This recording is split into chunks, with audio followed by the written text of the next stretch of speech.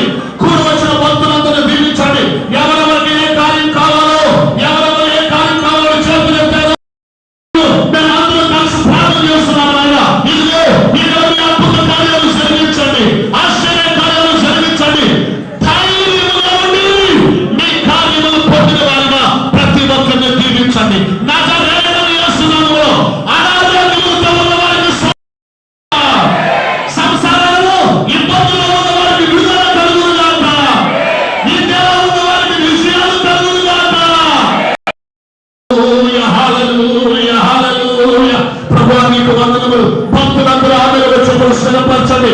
అయ్యగారు అమ్మగారు అందరూ ఆమెను వచ్చుకుని స్థిరపరచండి. అయ్యా మా సంఘాలలో గుర్తింపుచున్న 10వ వంతులు అర్పించుచున్న ప్రతి బిడ్డల ద్వారా మేము నీ సేవ శాశ్వత వరకు కూడా చేయగలుగుతున్నామయ్యా.